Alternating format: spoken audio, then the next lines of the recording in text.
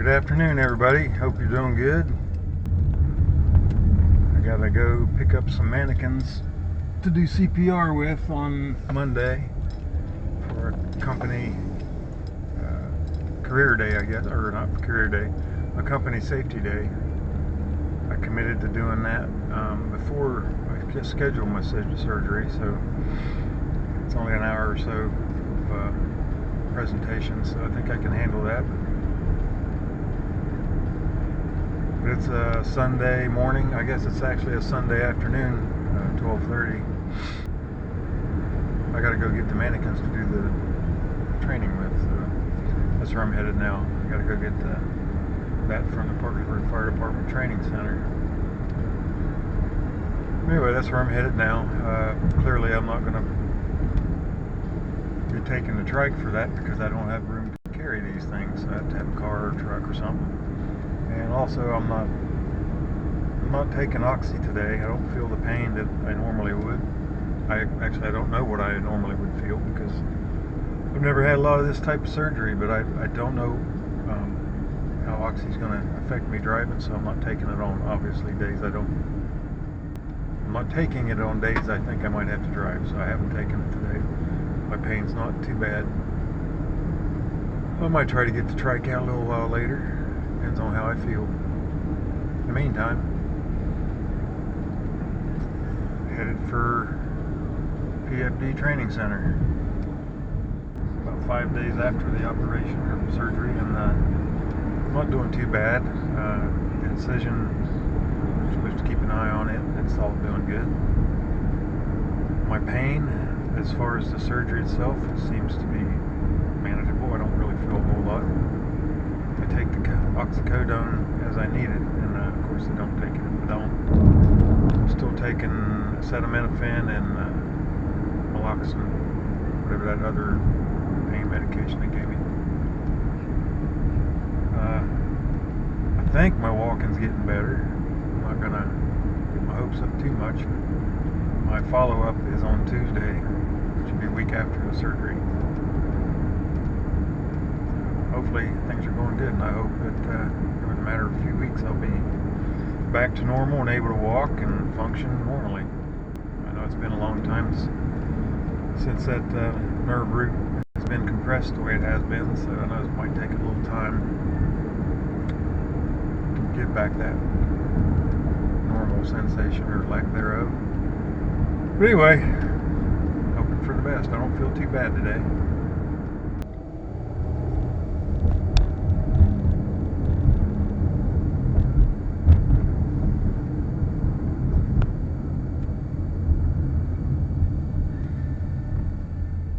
That's the training tower, and that's the training center there where I'm headed now to get my equipment and the paperwork to do the class. So hopefully I find what I gotta get and I can get in here. Should be alright.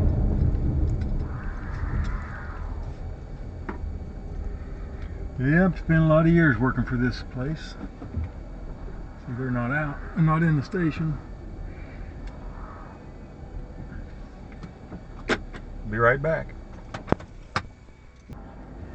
Well, I got the equipment I need and the paperwork I need, so I'm all set for my class tomorrow. It's just a short review, CPR review for a company that's having a safety day. Here's a bag of these mannequins I went and got today. And of course, you know, like I said, I'm going to keep talking about my back. These things weigh probably 25, 30 pounds, I don't know, maybe a little more. Which I didn't have any problems carrying them to the car. These are a new set of mannequins. We just purchased them last year. Like I say, I'm doing that CPR refresher tomorrow. And I really haven't used these lately, so I want to make sure they work. Those of you in the medical field know what these are. These are pocket masks that you use to ventilate your patient. But I can't ride, so let's do this today. They're the babies. That's good. They've got lights on them. I'm not gonna fire them up, and we're not really concentrating on infants, but you turn them on, and depending on how well you do ventilations, how many lights you got, whether they're red, green, if you're doing compressions properly, it'll tell you. I just want to make sure they work before I get there, and I don't have to figure it out while I'm standing there, but everything seems to be going good. You got the adult mannequins. Of course, you got to put the torso. You put the head on the torso, and I hope you can see what I'm doing. Okay, to put this head on there, you got to pull these two tabs out, lift this up, and then there's two holes on the bottom there. Line up on the torso, and then you close it back up. There's that. That's how those go together. And they do make more lifelike, realistic ones, but these ones we're using tomorrow.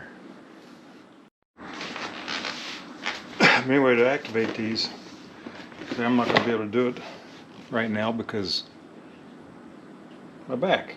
So there it is again, my back. Anyway, once you start compression on these, there's lights that light up right here on the shoulder, and based on the depth of compression and how many compressions you're doing tells you if you're doing CPR right. Of course, this isn't a CPR class, but what I'm doing here is not a CPR class. But tomorrow what we'll be doing is reviewing the procedure, and everybody will have a chance to practice. Anyway, there's two of them in there, and then down here on the bottom there's two practice AEDs. Anyway, these are the practice AEDs or training AEDs we got, and I've not used these lately, so I want to make sure they still work, and there's 4 of them. I'll check them all out here eventually, but if you might be asking yourself, I'm not going to get down on the floor and show you how to do CPR because this is not a CPR class, but if somebody was in cardiac arrest in front of me right now, I would do it. But first thing you do is to make sure the scene's safe, check responsiveness, check breathing, check for pulse, no pulse, somebody starts CPR. And then as soon as one of these is available, you turn it on. The first thing you do, pull it out, and except they're all different, but they all patient. about the same. If the patient is a child, press the child button. And then you just kind of follow the prompts. Remove clothing from the patient's chest. Just listen to that. Tells you Remove what to do. packet and apply. Press pads firmly on skin. Apply pads as shown in the pictures. Of course, CPR is ongoing. Press pads while you do firmly this. on skin. Do not touch the patient. Just follow the Analyzing instructions. heart rhythm. You don't want to touch the patient Do during not touch the patient. Analyzing heart rhythm. Don't want to touch the patient Shock during advised. analysis because Do it not won't touch do the it right. patient. Everyone clear. And clear the patient. Press the flashing shock Make button. sure nobody's touching the patient, and deliver shock. Shock delivered. And then once shock's delivered, Begin CPR. resume CPR. And this newer one, the one I had at Caperton, is a little older. Didn't have the 10, timing, but it counts down about 2 minutes or 5 cycles of CPR. 20, Like I say, this isn't a demo on how to do it, but if like I'm a first responder, I'm a fire 30. department, Give EMT. 2 breaths. You pause after 30, do 2 breaths, and it counts down. But the biggest thing with CPR, you can't be afraid to try. You can't 10. be afraid to take care of the patient, or if you're a layperson, you got to do something, even if it's 20, doing chest compressions without ventilations. 30. Give 2 breaths. 2 breaths. And that's 3 series. There's do 2 more. There, everybody. That's about it for this weekend. Like I say, didn't get the tri-glide out this weekend. I just haven't been up to it.